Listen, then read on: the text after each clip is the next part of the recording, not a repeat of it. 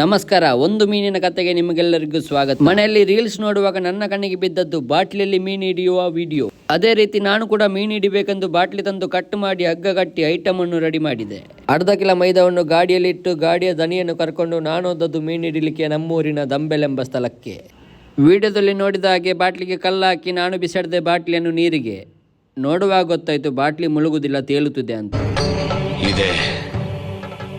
ಇಲ್ಲೊಂದು ಸಮಸ್ಯೆ ಖಂಡಿತ ಇದೆ. ಆದದ್ದು ಆಗ್ಲಿ ಅಂತ ಬಾಟ್ಲಿಗೆ ಮೈದಾವನ್ನು ಹಾಕಿ ನಂತರ ನಾನು ಬಿಸಾಡಿದೆ ಮತ್ತೊಮ್ಮೆ ಬಾಟ್ಲಿಯನ್ನು ನೀರಿಗೆ. ಮತ್ತೊಮ್ಮೆ ಬಾಟ್ಲಿ ತೇಲ್ತಾ ಇದೆ. ಹೇಗಾದರೂ ಕಷ್ಟಪಟ್ಟು ನಾನು ಬಾಟ್ಲಿಯನ್ನು ನೀರೊಳಗೆ ಹಾಕಿದೆ.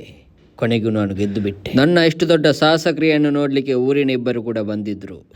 ಕಾದು ಕಾದು ಮೀನು ಸಿಗದ ಕಾರಣ ಅವರಿಗೆ ಬೋರಾಗಿ ಅವರಲ್ಲಿಂದ ಹೊರಟು ಬಿಟ್ರು. ಆದರೂ ನಾನು ಛಲ ಬಿಡದೆ ನನ್ನ ಕೆಲಸದ ಕಡೆ ಗಮನ ಕೊಟ್ಟೆ.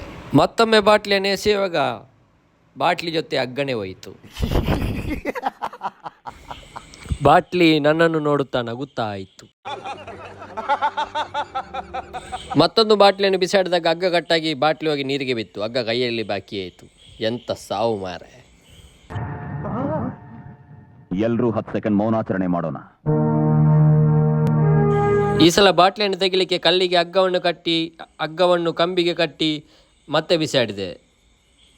ಮತ್ತೆ ಕಲ್ಲು ಮತ್ತು ಹಗ್ಗ ಎರಡೂ ನೀರಲ್ಲಿ ಬಿತ್ತು.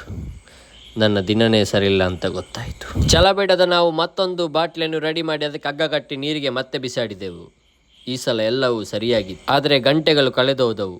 ಆದರೂ ಒಂದು ಮೀನು ಕೂಡ ಸಿಗಲಿಲ್ಲ ಮಾರೆ. ತುಂಬ ಬೇಸರ ಆಯಿತು.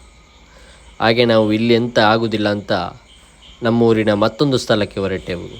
ಈ ಸಲ ದೊಡ್ಡ ದೊಡ್ಡ ಮೀನು ಸಿಗುವ ಸ್ಥಳಕ್ಕೆ ಹೋದೆವು. ಬಾಟ್ಲಿಯನ್ನು ಹಗ್ಗಕ್ಕೆ ಕಟ್ಟಿ ಮತ್ತೆ ಬಿಸಾಡಿದೆವು. ಮೀನು ಸಿಗುವ ಆಸೆಯಿಂದ ಗಂಟೆಗಟ್ಟಲೆ ಕಾದು ಕುಳಿತೆವು. ಆದರೆ ಒಂದು ಮೀನು ಕೂಡ ಸಿಗಲಿಲ್ಲ. ಸಂಜೆ ಆಯಿತು. ಸೂರ್ಯ ಮುಳುಗ್ತಾ ಬಂತು. ಆಗ ನನ್ನ ತಲೆಗೆ ಉಳಿದ ಐಡಿಯಾ ಒಂದೇ. ಅಣ್ಣೊಂದು ಅರ್ಧ ಕೆಜಿ ಮೀನು ಕೊಡಿ,